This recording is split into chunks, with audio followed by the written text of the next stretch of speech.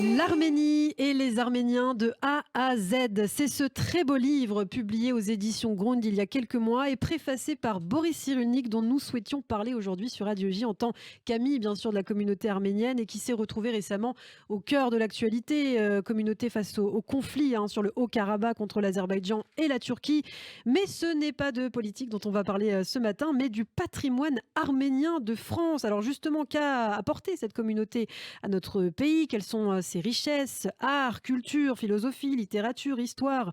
Pour parler de ce livre, de cette presque encyclopédie illustrée de 250 images et surtout des trésors qu'il renferme, eh bien, nous accueillons une de ses auteurs, la comédienne Corinne Zarzavadjian. Bonjour. Bonjour, merci de me recevoir. Eh bien, merci d'avoir accepté notre invitation si tôt sur Radio J. Vous avez donc écrit ce livre avec votre frère Richard Zarzavadjian, journaliste, L'Arménie et les Arméniens de A à Z. C'est un titre plutôt ambitieux. Qu'est-ce qui vous a donné envie d'écrire cet ouvrage? Quel sens avez-vous voulu lui donner et surtout à qui s'adresse-t-il? Donc en fait, comme vous le disiez à juste titre, c'est un livre que l'on a écrit entre frères et sœurs, comme le premier, Cuisine d'Arménie. Et ce que l'on a voulu raconter, c'est comment l'histoire de la France se confond avec l'histoire des Arméniens. On croit souvent à tort que les Arméniens sont en France depuis les années 20, mais c'est faux, ils sont présents sur le territoire français déjà depuis les premiers siècles.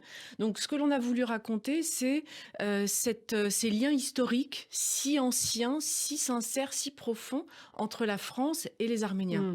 Il n'est pas rare, par exemple, de trouver sur le territoire français des églises qui portent le nom d'un saint arménien. C'est le cas, par exemple, de l'église Saint-Grégoire de Tallard, sur la route Napoléon. C'est le cas, par exemple, de l'église Saint-Grégoire de Pithiviers. Donc, les premières immigrations, c'est, par exemple, l'église de Tallard, c'est en 363. Il arrive, et c'est les premières immigrations qui sont des immigrations un peu ecclésiastiques, on va dire. Et d'ailleurs, j'apprenais récemment que les cafés étaient à l'origine d'un Arménien. Tout à fait. Donc, en fait, c'est ça qu'on a voulu montrer, c'est tout ce que les Arméniens ont, tous ces visages arméniens d'hier et d'aujourd'hui qui ont permis à la France de s'enrichir et qui lui ont permis de rayonner à travers le monde. Donc c'est pour ça qu'on a de A à Z, comme un abécédaire, comme un dictionnaire amoureux, de A à Z, on raconte c'est comme café qui a été apporté par les Arméniens, c'est comme Colbert, qui est pour moi une de mes rubriques préférées, parce que ça nous permet de découvrir toute cette force, toute cette puissance des Arméniens lorsqu'ils sont arrivés. Et ils ont vraiment été, tout au fil des siècles, des passeurs de savoir, de science, de connaissances. Et c'est notamment avec Colbert l'arrivée des marchands arméniens. Il faut savoir que c'est Colbert qui, voyant cette manne d'argent qui va lui échapper, va aller les récupérer. Ils sont en train de partir en Italie, à Livourne. Il va aller les récupérer et les faire installer à Marseille. Et c'est comme ça que la France va bénéficier. C'est vrai qu'à Marseille, il y a une très grosse communauté. Tout à fait. Et là, la France va bénéficier justement de cet apport, de tout ce que vont apporter les marchands arméniens avec cette route de la soie. C'est les pierres précieuses, c'est la joaillerie, mais c'est aussi le tissu avec les Indiennes. Ils vont révolutionner la mode française et la décoration. Et ça va être une manne d'argent considérable pour Colbert, pour la France. Et c'est un livre très agréable à lire. Donc il y a beaucoup d'images. C'est un livre très dense. Donc beaucoup de chapitres, vous l'avez dit, classés par ordre alphabétique. Il y a donc beaucoup de mots qui se rapportent à la communauté. Par exemple, à la lettre H, on peut lire un chapitre sur l'hospitalité arménienne. Oui, l'hospitalité, c'est dans l'ADN des Arméniens. Donc l'hospitalité, c'est la cuisine. C'est la lettre préférée de Richard. C'est comme cuisine. C'est comme cognac aussi. C'est comme cognac. Mais pourquoi cuisine? Parce que pour nous, la cuisine arménienne, elle n'a de sens que si elle se partage. Que si elle se partage entre amis, entre voisins, en famille. Et c'est l'hospitalité. C'est vraiment un devoir national pour nous que de recevoir et de bien recevoir. Si vous allez en Arménie, même les gens qui n'ont pas beaucoup, ils vont se mettre en cadre pour vous recevoir, pour décemment vous. C'est un devoir national. Alors c'est un livre également aux Arméniens de la diaspora, en fait le portrait notamment de nombreuses personnalités en France qui portent un patronyme arménien, qui sont très fiers de leurs racines. Il faut rappeler qu'il y a 600 000 Arméniens dans notre pays et donc voilà, il y a des personnages que l'on connaît, Charles Aznavour évidemment. Est-ce qu'il y a des personnages qui vous marquent particulièrement dans l'histoire Bien de sûr, France? Charles Aznavour, c'est vraiment... celui qu'on connaît tous, évidemment. Que l'on connaît tous, mondialement. Mais ce livre, il regorge de pépites, il regorge regorge de surprises. Évidemment, on parle des Arméniens d'hier et d'aujourd'hui qui ont marqué, mais on parle aussi, par exemple, de Colbert, même il n'est pas arménien, hein, c'est pas ça que je veux dire. Mais on parle des aussi gens de qui Napoléon. se rapportent, voilà, des gens qui se rapportent à la communauté arménienne, oui. Voilà, on parle par exemple de Napoléon. Napoléon qui avait comme confident, comme intendant, comme chef cuisinier, comme secrétaire un Arménien, Roustam Raza. Oui. Donc, mais bon, c'est aussi des visages plus proches de nous, comme Michel Legrand, qui était d'origine arménienne. Henri Verneuil, voilà. Achod Malakian, mais aussi Karzou, Karnik Zouloumian, le fameux peintre. Donc, oui, et puis il y a d'autres Arméniens dont on parle peu, par exemple Cher. C'est vrai. Cher était arménienne. Chériline Sarkissian.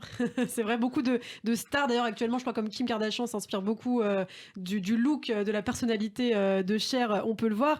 Alors évidemment, on ne peut pas occulter la richesse de l'histoire du peuple arménien. Vous avez parlé des églises tout à l'heure, des premières églises. La communauté arménienne qui a été victime dès le 19e siècle de terribles massacres, prélude au génocide de 1915. Vous y consacrez également plusieurs chapitres. Oui, bien sûr. C'est important, oui. Bien sûr, il y a des pages qui ont été extrêmement difficiles à écrire. Les pages comme, effectivement, G comme génocide, A comme apatride, G comme géographie, parce qu'on passe d'un empire qui fait 300 000 km² à un pays qui est autour de 30 000 km² aujourd'hui. Donc, bien évidemment, c'est des pages qui sont douloureuses et difficiles à écrire. Mais néanmoins... ça fait partie de l'histoire arménienne. Ça fait partie de l'histoire, mais ce que je veux dire par là, c'est que les Arméniens, ce ne sont pas que des pages sombres. L'Arménie, c'est un paradis. C'est le paradis de la musique, de l'architecture. C'est pas pour rien que Charlemagne a pris comme architecte pour la chapelle palatine d'Aix-la-Chapelle un Arménien du nom de Odo de Metz. L'Arménie, c'est ça, c'est ce paradis de tous les arts, de toute cette science, l'architecture, la musique, les contes, les légendes, le patrimoine, la sculpture. Le patrimoine géographique, parce qu'il y a aussi de très belles images, par exemple, du mont Ararat. Ça, c'est le patrimoine magnifique. Géographique. Et même Alexandre Dumas, dans son voyage au Caucase en 1889, parlait de l'Arménie comme le berceau de l'humanité. Et c'est aussi une mise en lumière de ce peuple qui est un peuple de paix, qui n'aspire qu'à une chose, c'est vivre en paix sur ses territoires. Un peuple de paix, une civilisation de lumière. Premier peuple à avoir adopté la chrétienté comme religion d'État en 301. Alors, on parlait de l'histoire. Il y a cette fabuleuse histoire de Moussa Dag qui n'est pas très connue finalement, mais qui est très importante finalement parce qu'on dit qu'elle a aussi inspiré par exemple la résistance juive pendant la Shoah, et Moussa Dag qui a aussi un rapport avec la France. Oui, Moussa Dag. Alors, lié, Moussa Dag, c'est quoi? C'est une région qui est un des hauts lieux de la résistance arménienne dans le cadre du génocide de 1915 perpétré par l'Empire ottoman et qui a causé la mort de plus d'1 500 000 Arméniens. Et à ce moment-là, les habitants de la région du Moussa Dag, donc le mont Moïse, décident de résister et de refuser d'obéir aux ordres de déportation de l'Empire ottoman. Ils vont se retrancher sur ce mont Moïse, le mont Moussa Dag, pendant 53 jours. 2 mois, c'est ça. Voilà, exactement. Et à court de munitions, ils vont donc tenir tête aux armées ottomanes, et à court de munitions, ils vont lever le drapeau blanc, et un patrouilleur c'est le patrouilleur Guichen, qui avec à sa tête le vice-amiral d'Artiche du Fournet, qui va voir ce drapeau blanc et qui ne va pas attendre les ordres de sa hiérarchie et qui va aller secourir les Arméniens qui sont retranchés sur le mont Moïse. Il va sauver, justement, grâce à cette voix, à ce désir de sauver ces Arméniens. Il va sauver plus de 4082 Arméniens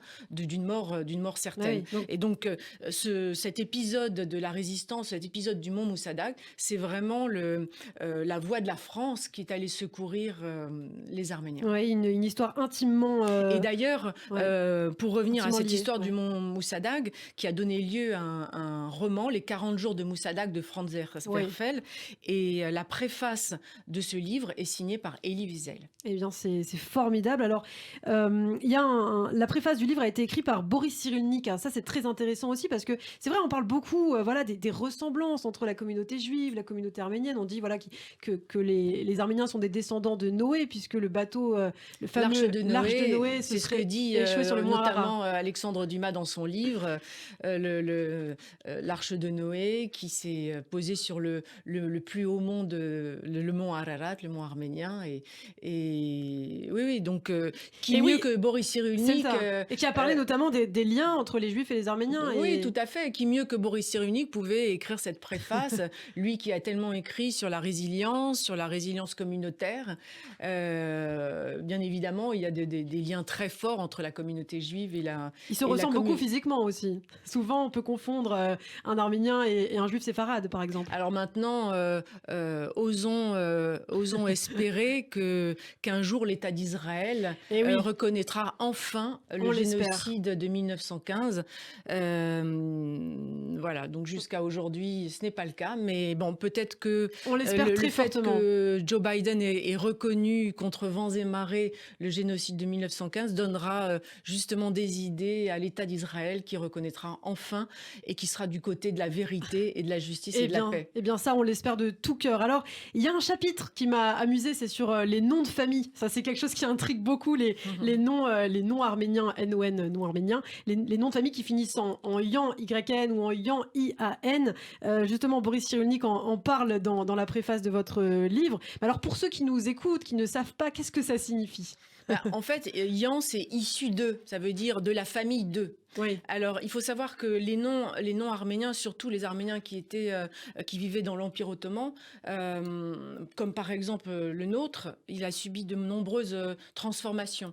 Il faut savoir qu'à l'époque, je vous parle de ça dans l'Empire ottoman à la fin du 19e siècle, les Arméniens subissent énormément de pression dans l'Empire ottoman, de pression, ils sont hyper taxés. Donc, lorsque les percepteurs arrivent pour récupérer les impôts, les taxes, Ouais. ils disent à mon arrière-grand-père, il s'appelait pas Zarzavadjian, il s'appelait Simonian. Ah oui. Il s'appelait Simonian et on lui dit c'est trop compliqué de retenir tous ces noms. C'est quoi ton métier? Moi je travaille la terre. Tu t'appelleras Zarzavadji. D'accord. Et voilà, donc c'est tout ce qui vient de la terre. Et il y a Zarzavadjian, énormément ouais. d'Arméniens qui ont effectivement changé leur nom. Et lorsqu'ils sont arrivés en France dans les années 20, Typiquement, c'est- Aznavour, Aznavourian. oui, enfin c'est proche quand même. Ouais, c'est vrai, c'est Mais il y a proche, beaucoup d'Arméniens qui ont un nom à consonance justement turque parce que ils vivaient dans l'Empire ottoman et c'est le reflet soit de leur fonction, de leur métier, de leur statut social.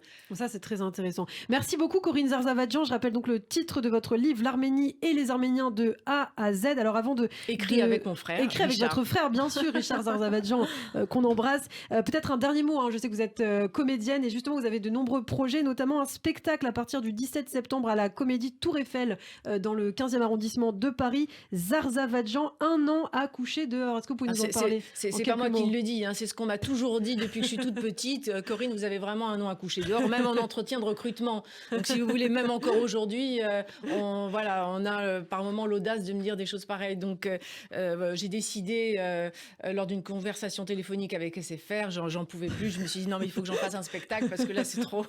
Et voilà. Et donc ce spectacle qui aura lieu à Paris à partir du 17 septembre, également à Marseille, je crois. À Marseille, à Valence et à nouveau à Grenoble. Eh bien, en tout cas, on a hâte de voir ce spectacle et de vous suivre, Corinne Zarzavadjian. Merci beaucoup. Merci de m'avoir reçu. Merci à vous d'avoir accepté notre invitation et j'invite tout le monde donc à acheter ce magnifique livre, L'Arménie. Dont les droits d'auteur sont reversés intégralement au Fonds arménien de France pour aider justement les Arméniens de l'Artsakh. Eh bien, c'est une excellente nouvelle et j'espère que ce livre sera vendu énormément. Merci beaucoup, Corinne Merci Zarzavadjian. à vous. À très Merci bientôt beaucoup. sur Radio J.